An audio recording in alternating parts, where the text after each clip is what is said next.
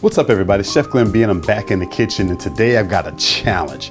I'm doing a breakfast item, but what I'm doing is a PB&J French toast, drizzled with caramel sauce, with little bananas and little sliced strawberries, and I'm gonna attempt to pair that with a wine.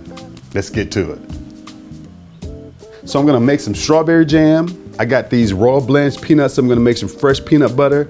Put that between some brioche bread, dip it into some French toast batter, and we'll have French toast. So first thing I need to do is get my strawberries, my jam made. I've got these beautiful strawberries. I mean, it's that time of year. But I firmly believe that depending upon where you are, things are in season all year round. And these strawberries, I think strawberries are in season somewhere in California all year round. So I need to get these things mashed up. I've got my potato masher here.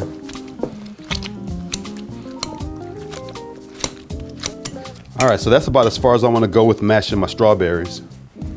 So I've got my strawberries mashed up. I've got this big pot here.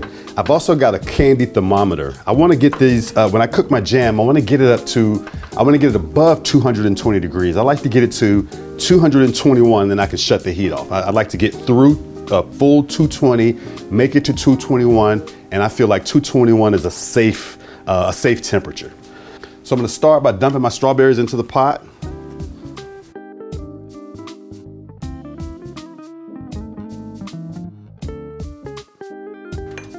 Got some sugar here, and a little bit about my sugar.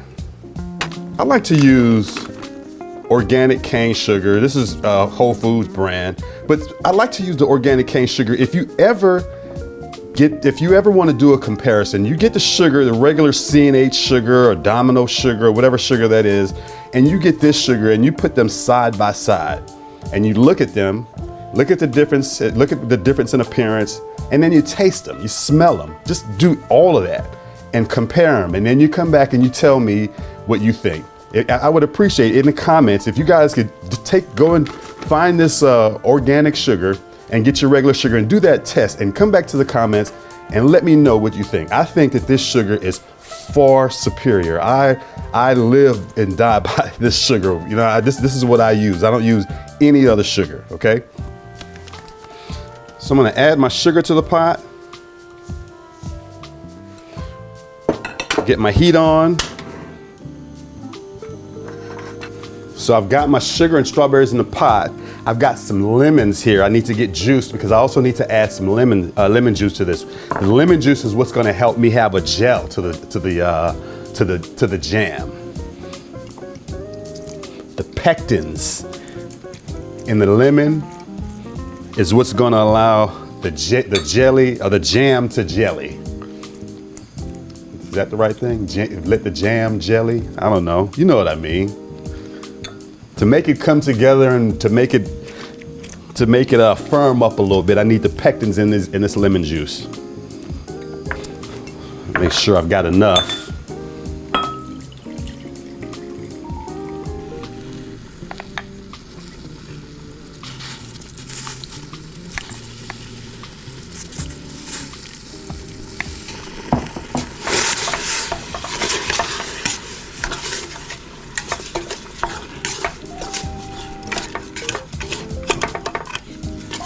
All right, so while I'm waiting for my jam to come to a boil, I've got my peanuts here and I've got my oven preheated to 370 degrees, and I'm using raw blanched peanuts. They're not salted, they're not roasted, they're raw blanched.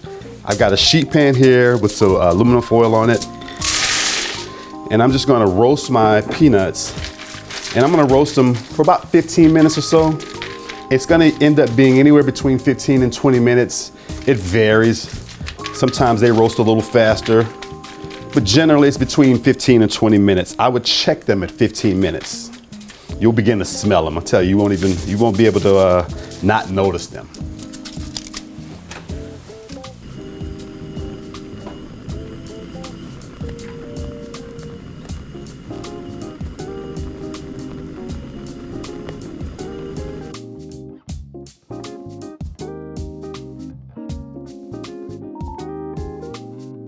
All right, so I got my jam up to 221 degrees. I'm ready to get into this dish so that I can stick it in the refrigerator and allow it to chill.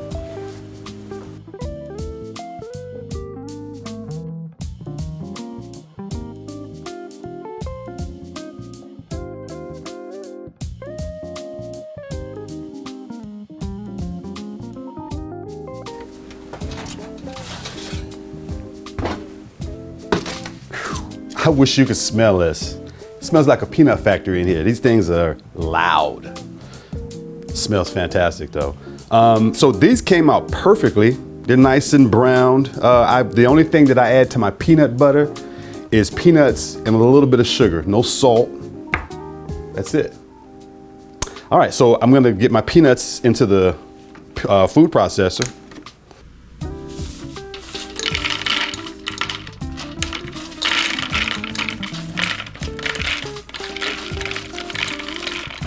So I'm gonna start with no sugar. I'm just gonna grind the peanuts.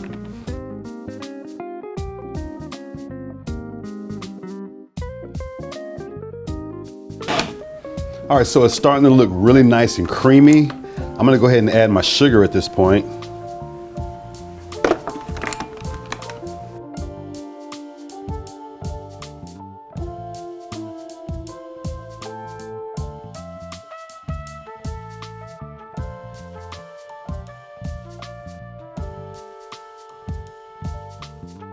So I'm gonna take some of this peanut butter. Obviously I'm gonna use some of it for my French toast. I'm gonna set it aside. I don't want it to chill. I'm gonna put the rest of this in a container and stick it in the refrigerator. When you make your peanut butter, keep it in the refrigerator. Even when you keep it in the refrigerator, you pull it out of the refrigerator, you can still use it for a sandwich or whatever you're gonna use it for. It's still soft enough. You may have to stir it a little bit, but it doesn't get so hard that you can't use it. So I'm gonna leave a little bit of this aside because I want this to not get cold. I don't want it to be obviously as warm as it is right now. I want it to get a little closer to room temperature. But I'm gonna go ahead and get that done and I'll meet you right back here. All right, so let's talk about the wine that I'm gonna pair with my PB&J French toast. It was a challenge trying to find something, but I'm pairing it with the Cruise Tradition Rosé Sparkling Wine. This is from the makers of Ultramarine. Ultramarine is a very highly thought of sparkling wine in California. It's very difficult to get. This is much easier to get than that. Again, I was trying to find something that would pair with the sweetness, I mean the decadent sweetness of the PB&J French toast. So this is the idea behind this is that it's a rosé sparkling, but it's supposed to be fun. So let's see what's going on here.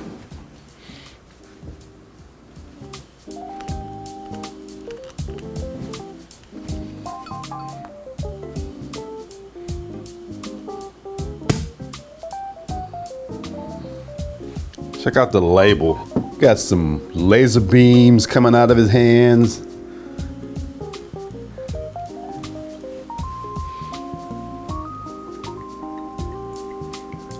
All right. Plenty of bubbles. Wow, nice and dark pink. I mean, that is pink leading towards, I want to say pinkish orange a little bit. That is an interesting color. And quite a bit of, the bubbles are, well, let's see here. There's fine bubbles, but there's a lot of bubbles on the top as well. Very fine bubbles. Whoa.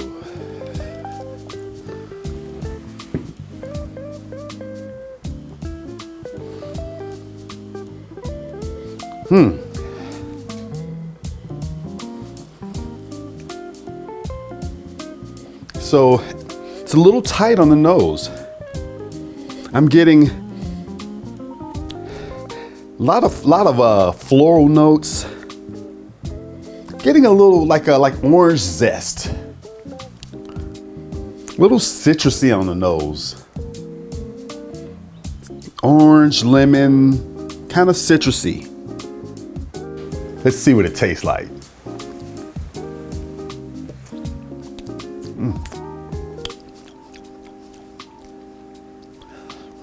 Wow.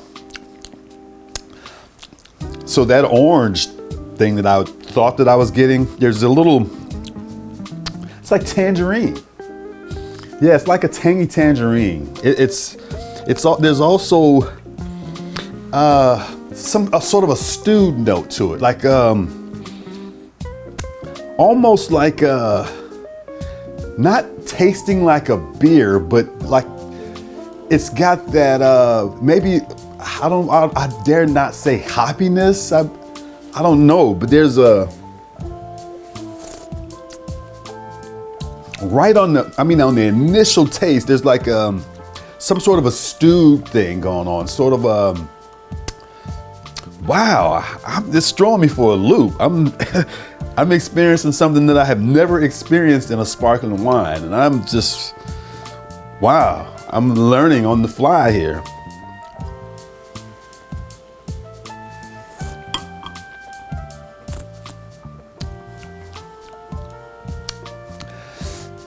It's good. I don't know what I'm tasting. Wow, but it's pretty good. It's interesting. Whew, I don't know.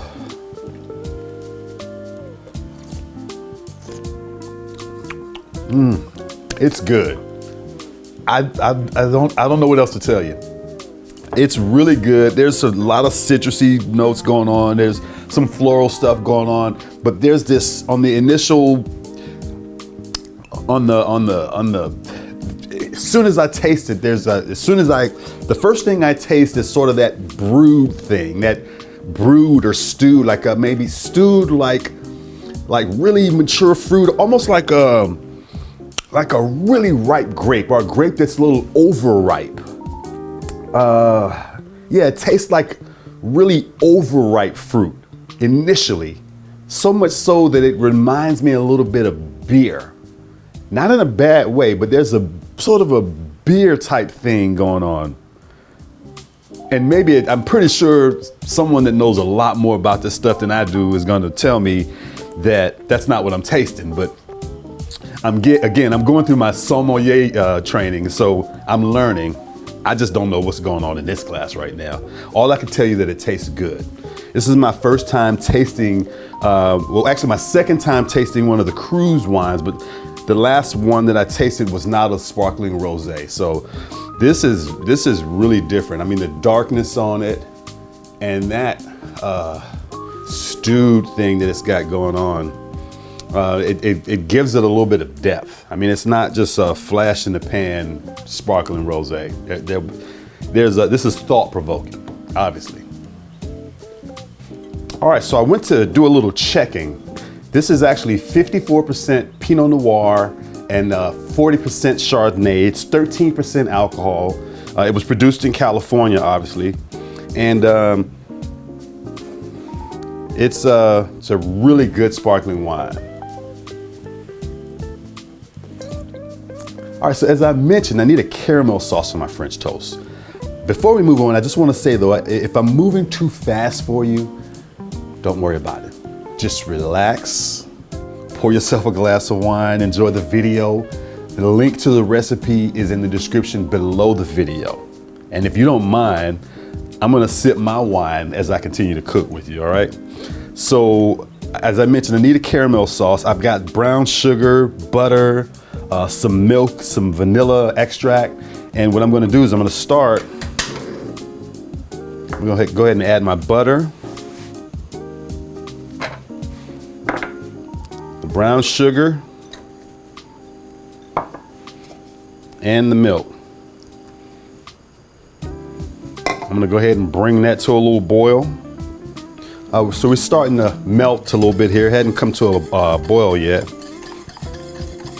If I could get you guys to hit that like button for me, and if you haven't subscribed already, go ahead and subscribe. I mean, we're doing this every week. I'd love to have you. So in making this recipe, obviously I'm going the long way around. I'm making fresh peanut butter, I'm making fresh jam, as I always do, guys. I try to go fresh with just about everything I do. But you don't necessarily have to do that. I mean, it would be fantastic if you had, made your own jam and peanut butter, but you can easily go and buy your favorite jam in the jar and your favorite peanut butter in the jar and make this dish. Easy way. All right, so I've got a good boil going, a good bubble. I'm gonna turn my heat off. Remove it from the heat. And I'm gonna add my vanilla extract to it.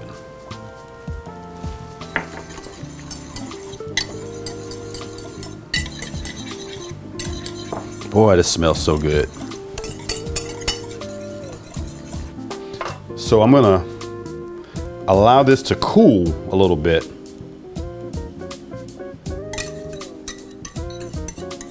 All right, so I'm ready to put my French toast together. I'm gonna make my batter first. I've got a couple of eggs here.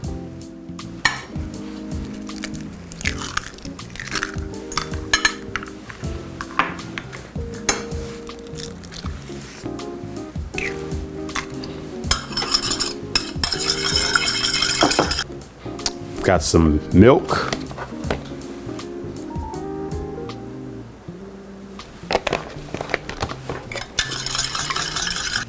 I got some vanilla extract.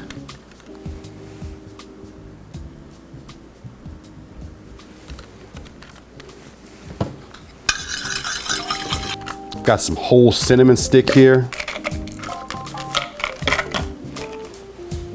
And I've got my fine zester.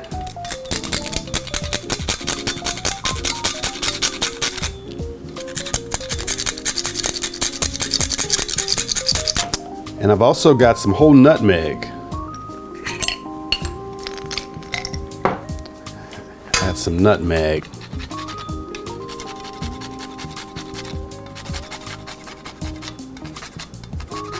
I'm gonna add a pinch of salt, just a tiny pinch.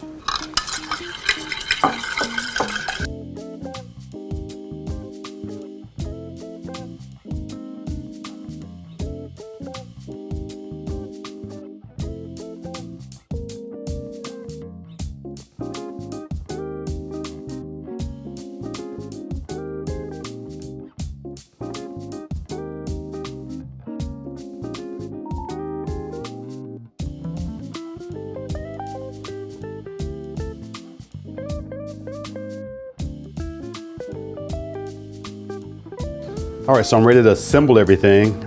My jam is nice and cooled. I want to show you how the consistency it came out.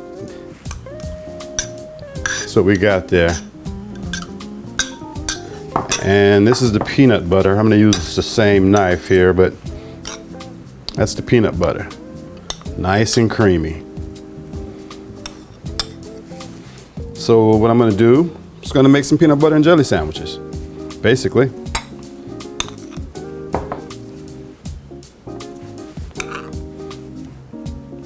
Nice and smooth, isn't it?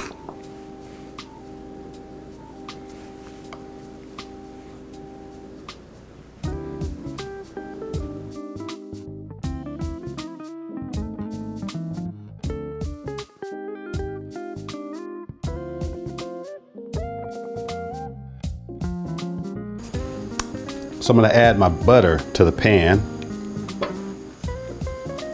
All right, so I'm gonna go ahead and dip my sandwiches into the French toast batter here.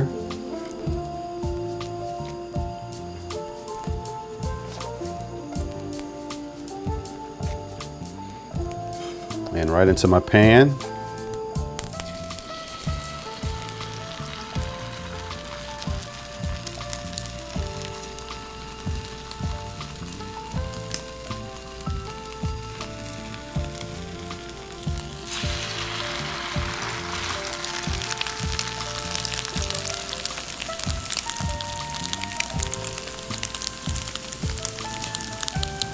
So I'm gonna go ahead and flip them.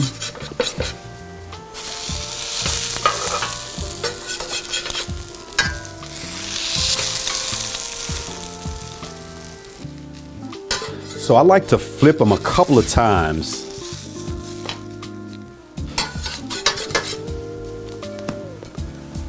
To make sure I get nice, even browning. Make sure that they get cooked all the way through like I want them to. I want them to get really good and hot on the inside.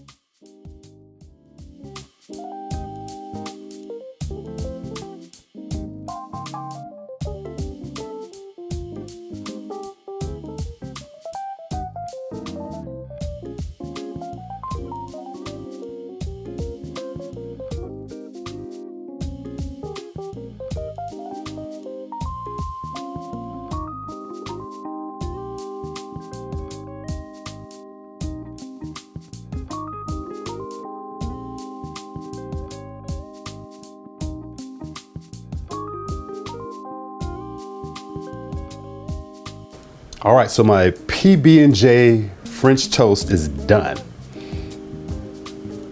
I'm ready. I've got my nifty little stopper here.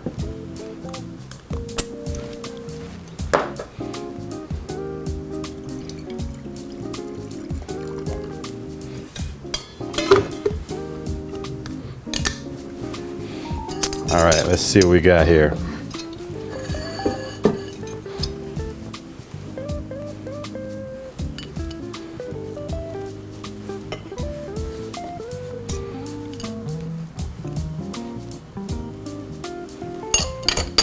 Gotta have some syrup on your French toast.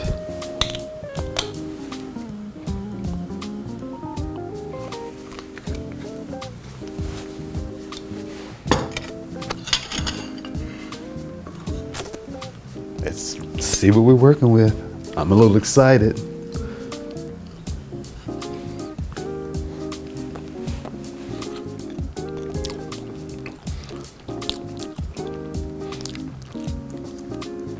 What do you think I'm gonna say? You think I'm gonna say it doesn't taste good? Is that what you're waiting for me to say? That it was a bad thing? No, I'm not gonna say that. This is good.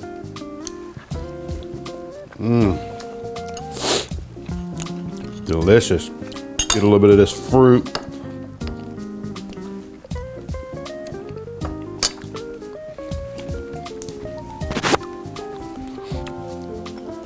This is the true test. All of this sweet decadence.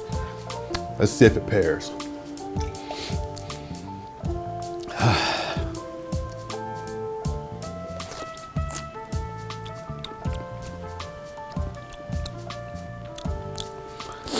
It's not bad.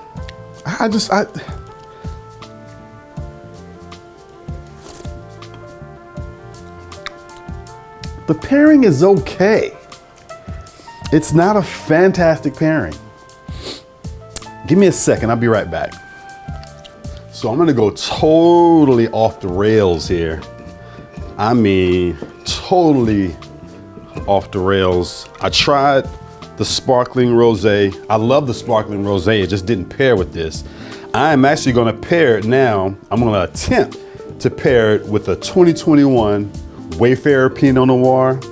This is from Sonoma County, and this is from the Wayfarer Vineyard. Pinot Noir with a sweet breakfast. Let's see.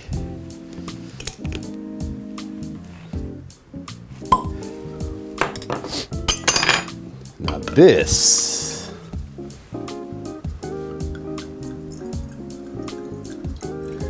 Pinot Noir is gonna Pinot Noir. Now this has not had an opportunity to breathe. Obviously you saw I just opened the bottle. But man, this is fantastic already. This is a beautiful wine. Yeah.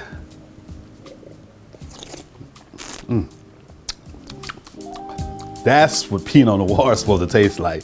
Now, I don't know if it's going to pair with this. I'm genuinely intrigued, as you can see with the smile on my face right now.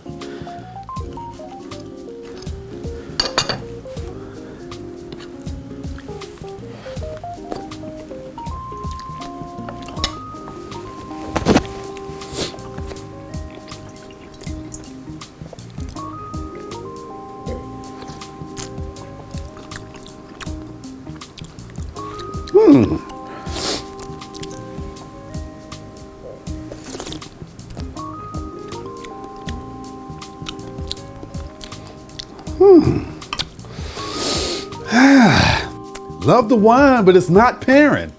What are we gonna do? Oh no, nothing's pairing. One more time. All right, so I've struck out twice on the pairing. Third time has got to be the charm, right? I got a 2016 Domaine Carneros Le Rêve. This is a Blanc de Blanc. Let's see what this is talking about.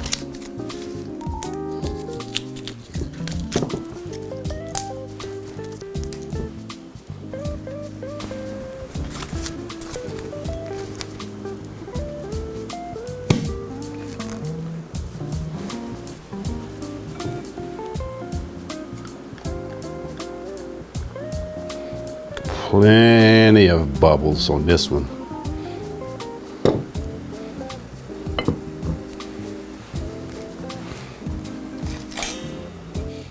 All right.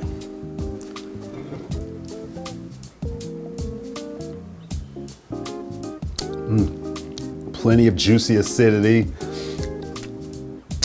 Green apples. Floral. White fruit.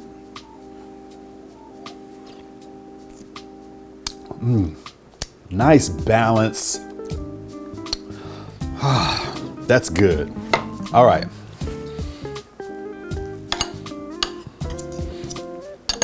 I'm gonna get a good bite of fruit.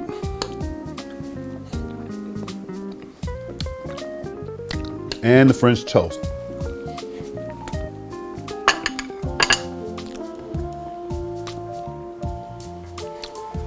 That is good. I'm just letting you know, okay?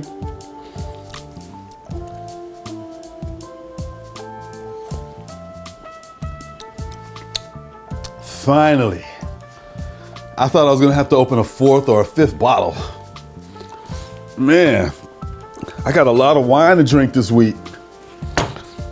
Finally got a good pairing, but I gotta double check. Because I'm telling you, we went through all of this. I just gotta be sure. Let me double check one more time. Nice bite, drenched in syrup. Got caramel on it. Oh man.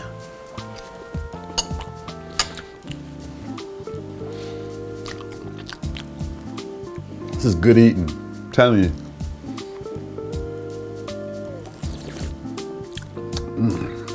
Yeah, that works. Oh man, this is super decadent. Now, obviously I couldn't eat this 3 or 4 times a week, but a nice treat, special occasion treat, you gotta get this recipe, all right? I wanna thank you all for taking the time to watch my video today. We had a challenge finding a pairing. Finally, we found one. Click on the link in the description below the video for the recipe. Please hit that like button. If you haven't already subscribed, please subscribe to my channel. We're regularly dropping videos where I'm sharing my favorite recipes and I'm pairing it with wine. And if you would, please share with a friend. Let them know that I'm doing some pretty decent content over here. I'm Chef Glenn B, and as always, eat well.